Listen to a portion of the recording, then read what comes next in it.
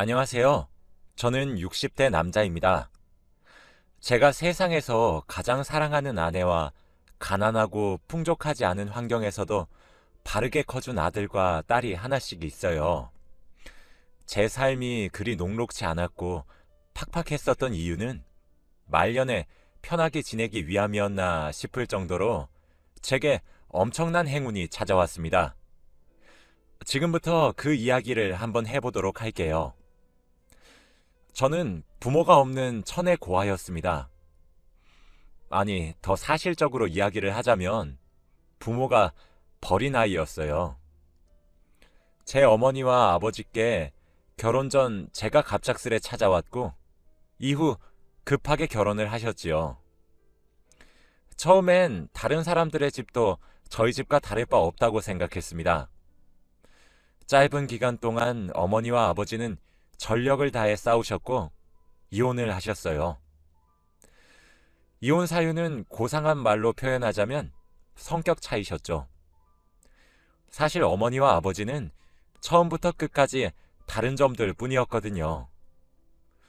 저는 그래서 어렸을 때부터 울 수가 없었어요. 울면 안 되는 아이로 자라야 했죠. 제가 기억했던 어머니와 아버지는 아이의 우는 소리를 정말 싫어하셨던 것 같습니다. 어머니와 아버지가 언성을 높이시던 어느 날 아버지의 손이 어머니를 향해 올라갔고 어머니도 목에 핏줄이 터져라 소리를 바락바락 지르고 계셨거든요. 모든 상황이 어렸던 저에게 너무 가혹할 만큼 두려움을 주었죠. 으앙 하며 눈물을 흘렸습니다. 전 제가 울면 어머니나 아버지가 항상 달래주셨기 때문에 저를 달래기 위해서라도 화해를 하시거나 싸움을 멈추시길 바라는 마음 하나로 말이죠. 그런데 제 눈물은 어머니와 아버지의 싸움을 부추기고 있더라고요. 제 울음소리를 시작으로 더 크게 싸우시기 시작하셨습니다. 옆집에서 주민신고로 경찰을 부를 때까지 집에선 와장창 하며 그릇들이 깨졌고 물건을 집어 던지셔서 화분도 깨졌고 정말 난장판이 따로 없었죠. 어머니와 아버지는 그때 깨달으셨던 것 같습니다. 서로가 서로에게 최악의 배우자란 사실을 말이죠. 그때쯤부터 어머니와 아버지가 큰 소리를 내시며 싸우는 순간이 많이 없었기 때문에 저는 화해를 하신 줄 알았어요. 지금 생각해보면 저를 누가 키우는지 서로에게 미루고 있었던 순간이었던 것 같네요. 어쨌든 어머니와 아버지는 서로에게 제 양육을 미루셨고 전 그렇게 어머니와 아버지에게 버림을 받게 되었습니다. 하루는 난생 처음으로 어머니와 아버지 두 분 다 제게 웃어주시면서 맛있고 비싼 돈가스도 사주시고 장난감도 사주셨어요. 그렇게 어딘지도 모르는 곳에 저를 잠시 떼어놓고 10분만 기다리라 말씀하신 뒤 저를 끝끝내 데리러 오지 않으셨습니다. 그게 제가 알고 있는 부모님의 마지막 모습입니다. 자지러지듯 울고 있는 저는 경찰의 손에 이끌려 경찰서에서 며칠을 지내다가 가까운 고아원에 맡겨지게 되었어요. 8살도 채 되지 않은 어린아이가 받기엔 아주 커다란 상처였습니다. 마음의 문을 닫은 채 살게 될 수밖에 없었어요. 우린 원장님이라고 부르는 선생님이 계셨었는데 참 죄송할 짓 많이 했습니다. 하지만 사랑으로 정성으로 저를 끝까지 포기하지 않으셨어요. 사춘기를 겪으면서도 얼마나 많이 무너졌는지 몰라요. 차라리 죽고 싶다 생각할 정도로 절망적이라 생각했죠. 부모에게도 버림을 받은 제가 다른 누구에게 사랑을 받을 수 있겠나 싶어서 많이 엇나갔습니다. 그러던 어느 날 제가 법적으로 미성년자가 아닌 성년이 되자마자 고아원에서 나가야 했어요.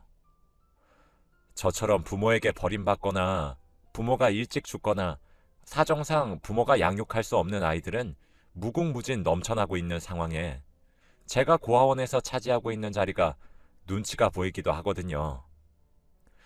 고아원에서 퇴소를 하게 될 때 이불과 박스 하나를 줍니다. 그게 제 짐의 전부였죠. 당장 고아원을 나가게 되면 자유를 맛볼 것이라고 많이들 생각하시는데 사실 그렇게 나가게 되면 가장 먼저 느끼는 것은 비참함과 공허함이에요. 그리고 세상에 또 버려졌다는 생각만 들고 말이죠. 어찌되었든 고아원을 나오게 된 것은 나오게 된 것이라 돈을 벌어 생계를 유지해야 했습니다.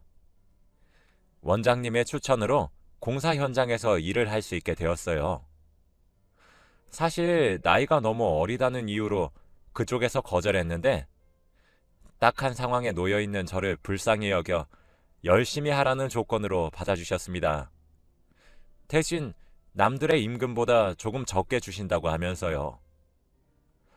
공사 현장에서 일을 하게 되면서 처음으로 제가 쓸모있는 사람이 될 수도 있겠구나 하는 생각이 들더군요.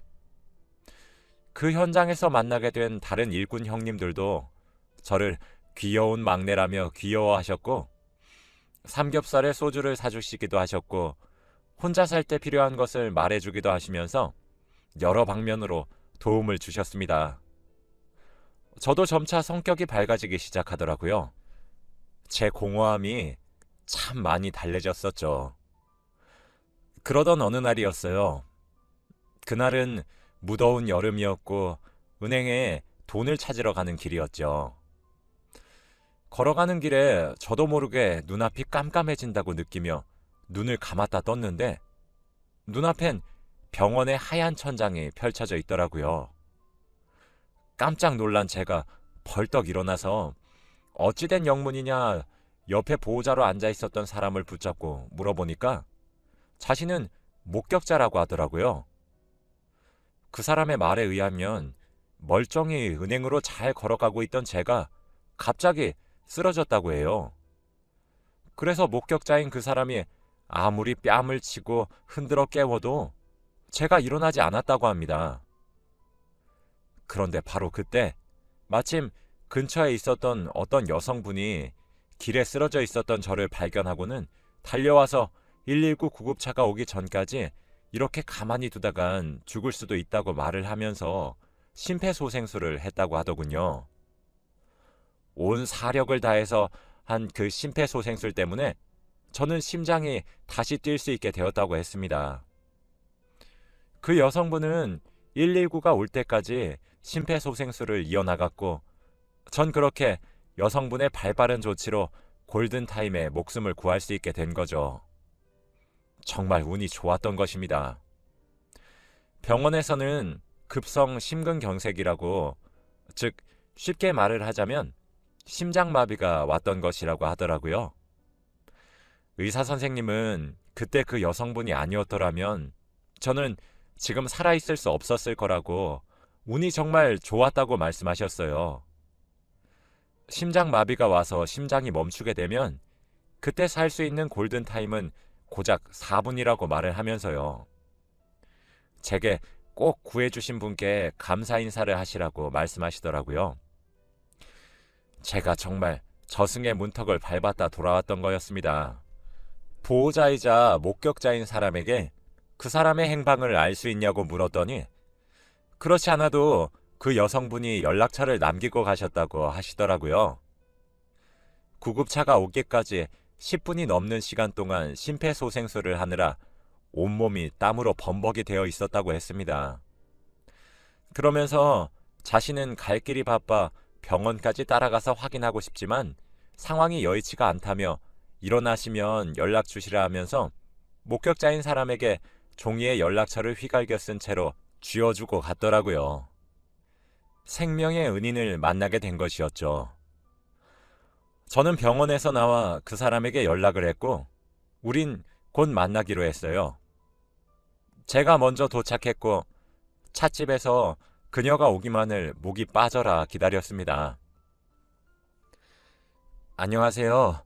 제 이름은 김길수라고 합니다. 제 목숨을 살려주셨다고 들었습니다. 제 생명의 은인이나 마찬가지신데 꼭 한번 찾아뵙고 얼굴을 마주하고 감사하다 인사를 드리고 싶어서 이렇게 만나 뵙자고 연락을 드렸어요. 부담스러웠다면 죄송합니다. 이건 제 목숨을 살려준 사례비로 턱없이 적은 돈이겠지만 그래도 꼭 받아주셨으면 좋겠습니다. 라고 말하며 준비한 돈 봉투를 그녀에게 내밀었어요. 그녀는 아닙니다. 아니에요. 전 이런 거 받을 수 없어요. 제가 이런 사례금을 바라고 나서서 도와드린 것도 아니고요. 이렇게 큰 돈을 받을 정도로 대단한 일을 한 것도 아닙니다. 정 마음이 불편하시면 오늘 맛있는 식사 한 끼를 사주시는 걸로 대신해 주시길 바래요. 정말 괜찮습니다. 라고 말하며 정말 화들짝 놀라서 손사래를 치며 거절을 하더라고요. 그런데 그 모습이 왠지 모르게 예뻐 보였어요. 함께 시간을 보내면서 알게 된 것은 그녀가 간호사였고 마침 출근하는 길에 갑자기 쓰러진 저를 보고 본능적으로 달려와 응급처치를 한 것이었고 자신은 간호사의 소명을 다한 것이라며 식사 대접을 받는 것도 부담스럽다고 하시더군요. 그렇게 헤어진 후에도 그녀와 종종 연락을 주고받았고 만나서 밥을 함께 먹으면서 시간이 나면 산책까지 하는 사이가 되었어요. 저도 그녀가 예뻐 보였던 것처럼 그녀의 눈에도 제가 괜찮았었던 사람이었나 보더라고요. 하지만 자격지심이라고 해야 하나요? 그녀에 비해 제가 너무 보잘것없는 사람인 것 같았습니다. 그녀는 유복한 집에서 사랑을 받고 자란 딸이었고 저는 부모에게 버림을 받은 사람이었죠. 그녀는 그 시절에도 간호사라는 번듯한 직장을 가진 사람이었지만 저는 건설 현장에서 노가다나 뛰는 막노동 일꾼이었죠. 그녀는 만날 때마다 항상 예쁘고 단정한 옷을 입었어요. 저는 마치 가난을 뽐내듯 몇 가지 안 되는 옷들을 돌려 입었고 말이죠. 함께 있으면 사소한 행동에서부터 저와 급이 맞지 않는 차이가 나는 사람이라는 것을 알았기에 저는 제 마음을 접으려 했습니다. 그런데 하루는 그녀가 제게 그러더라고요. 기수 씨는 제가 그렇게 마음에 안 드세요? 분명 길수 씨는 제게 호감이 있는 것처럼 보이긴 하는데 왜 아무런 말이 없는 거예요? 라고 당돌하게 물어오더라고요. 바보 멍청이처럼 어버버 하면서 말을 더듬으며 말했습니다. 아, 그게 아니라 저도 미영 씨가 좋은 사람이란 사실을 알고 있어요. 라고 말이에요. 그녀는 참 그런 말이 아니잖아요. 제가 좋아요, 싫어요? 라고 직설적으로 제게 물어보더라고요. 매력적인 사람이 눈앞에서 그렇게 저를 유혹하는데 누가 안 넘어가고 배기겠나요? 전 당연히 좋다고 말을 했죠. 하지만 저와 그녀 사이에 극명한 차이도 함께 말했습니다. 그녀는 전 괜찮아요. 저는 그런 조건들 때문에 길수 씨가 좋은 것이 아닌걸요. 전 길수 씨의 따뜻한 마음씨가 좋아요. 길수 씨랑 있으면 제가 너무 귀한 사람이 되는 것 같기도 하고 그렇게 만들어주는 길수 씨가 너무 좋아요.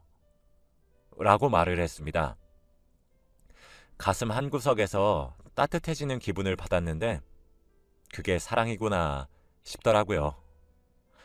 저희 두 사람은 그날 이후로 자연스럽게 점점 관계가 발전하기 시작했고 결혼까지 생각하게 되었어요. 놀랍지도 않겠지만 당연히 그녀의 집에서는 미친 듯이 반대하기 시작하셨죠.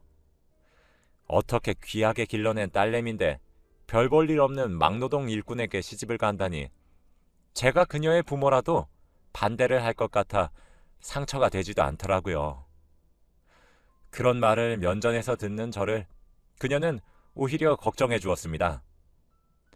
하지만 그녀의 뱃속엔 이미 아이가 생긴 뒤였고 자식 이기는 부모 없다는 말처럼 그녀의 부모님도 결국 그녀의 고집을 꺾지 못해 우린 서둘러 결혼을 할 수 있게 되었어요. 결혼 이후에도 아내는 정말 많이 고생했습니다. 부모 사랑을 모르고 자랐던 저였고 보고 배운 거라곤 제게 소리치는 어머니와 아버지의 모습만 알았기에 아이들을 야단칠 줄만 알았지 사랑한다며 예뻐할 줄 몰랐었거든요. 그런 저를 위로하랴 아이들을 보살피랴 아내가 정말 많이 바빴습니다. 게다가 비가 오거나 하면 제가 일을 나가지도 못해 돈도 못 벌어오니 수입도 많이 불안정해서 아내는 아이들을 낳은 이후에도 일을 나가 돈을 벌어와야만 했어요. 그래도 항상 웃음을 잃지 않았죠. 언제나 제가 최고의 남편이라며 치켜 세워 주었거든요. 아내는 아이들에게도 현명한 어머니의 역할을 해주었지만 제게도 어쩔 때는 아내가 되어주었고 어머니의 역할을 해주기도 하였어요. 아무래도 건설 현장에서 막노동 일을 하면 부상이 많을 수밖에 없거든요. 사방에 위험이 도사리고 있기 때문에 언제든지 다칠 수 있었습니다. 그럴 때마다 아내는 눈물을 지으며 제 몸을 걱정하기 바빴고 그럴 때면 아내가 더욱 허리띠를 바짝 조여 생계를 이어나가는 가장의 역할과 저를 돌보는 아내의 역할 두 가지를 동시에 해내야 했어요.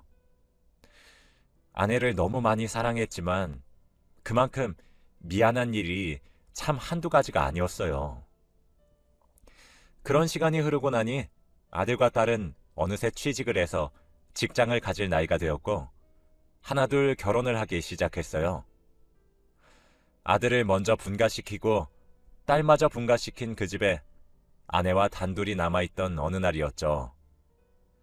그때 아내의 얼굴을 찬찬히 뜯어보는데 그 옛날 곱고 귀하게 자란 딸내미 모습은 온데간데 없고 남편 잘못 만나 고생만 무지하게 한 여인의 모습만 남아있더라고요. 그게 참 마음이 미어졌습니다. 내가 우리 아내에게 대체 어떻게 해야 이 모든 은혜를 갚을까 생각하면서 잠에 들었었거든요. 그런데 그날 밤에 꿈을 하나 꾸게 되었어요. 그런데 꿈 내용이 참 신기했습니다. 꿈속에서 제가 혼자 집을 지키고 있더라고요. 그런데 돼지 한 마리가 들어오더니 저희 집에 똥을 한가득을 싸고 다시 나가더군요. 한 마리가 나가니 또 다른 한 마리가 저희 집에 들어와 똥을 한가득 싸고 나가고 그 돼지가 나가고 나니 또 다른 돼지가 들어와 똥을 한가득 싸고 나가고 이 행동을 몇십 마리, 몇백 마리가 반복을 하는 것이 아니겠어요. 그런 꿈을 꾸다 잠에서 깨게 되었죠. 사람이 본능적으로 느낀다 해야 하나? 일어나자마자 제가 먼저 한 생각은 이거 분명 복권을 사야 하는 꿈이다 였습니다. 그 길로 복권을 사러 갔어요. 자동으로도 사고 수동으로도 샀죠. 이게 불과 얼마 전에 제게 일어난 일이었습니다.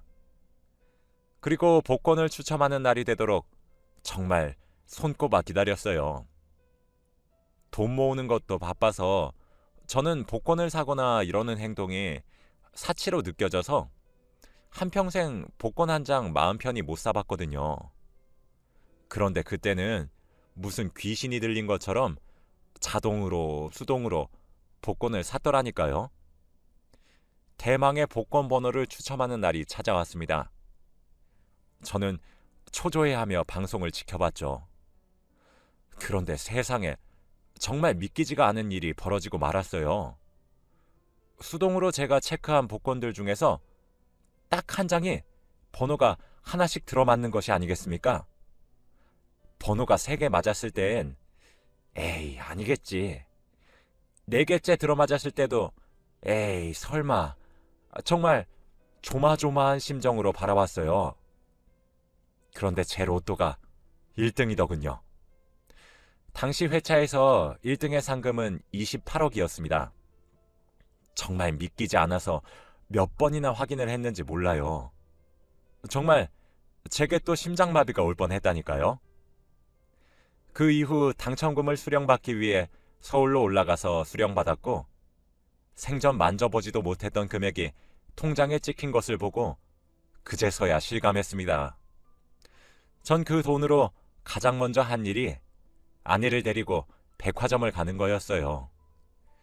이때까지 남편과 아이들을 챙기고 돌보느라 그 흔한 명품 가방 하나 없단 사실이 마음에 걸렸거든요. 돈이 많아졌는데도 그 정도의 금액을 지불하는데 카드를 내미는 제 손이 다 떨렸습니다.